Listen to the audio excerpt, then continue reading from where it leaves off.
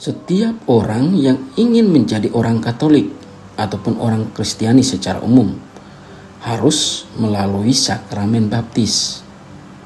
Apa arti sakramen baptis? Dengan merujuk pada kitab hukum kanonik Gereja Katolik Kanon 849,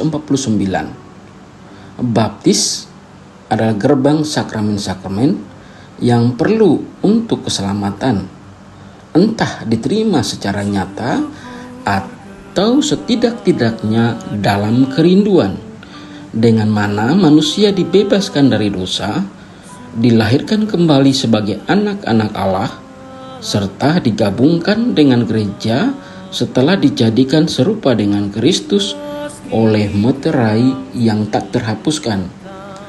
Hanya dapat diterimakan secara sah dengan pembasuhan air sungguh bersama rumus kata-kata yang diwajibkan. Dari rumusan arti sakramen baptis ini maka tersiratlah beberapa makna teologi sakramen baptis. Pertama, baptisan sebagai tanda iman. Setiap orang yang memberi dirinya dibaptis harus didasarkan oleh imannya kepada Yesus Kristus. Namun di lain pihak, dengan memberikan dirinya dibaptis, ia pun bertanggung jawab untuk terus-menerus menghidupi dan mengembangkan imannya di dalam seluruh hidupnya.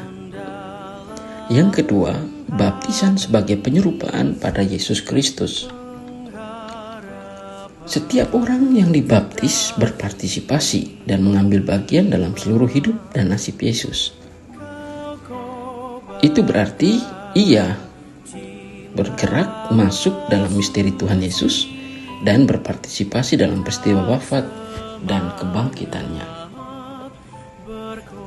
Yang ketiga, baptisan sebagai pengampunan dosa.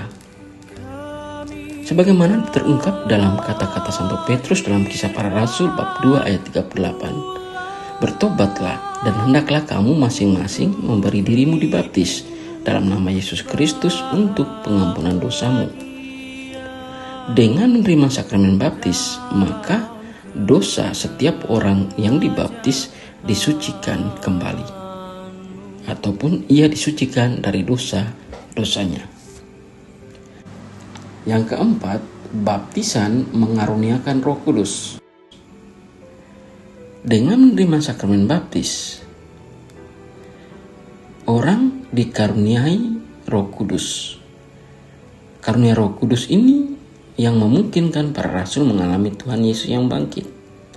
Dengan demikian, setiap orang yang dibaptis mengalami pengalaman Tuhan yang bangkit. Yang kelima, baptisan sebagai karunia hidup baru. Sebagaimana terungkap dalam Injil Yohanes bab 3 ayat 5 dan ayat 7. Sesungguhnya jika seseorang ataupun seorang tidak dilahirkan dari air dan roh, ia tidak dapat masuk ke dalam kerajaan Allah. Maka dengan sakramen baptis, orang memperoleh kelahiran baru di dalam Kristus.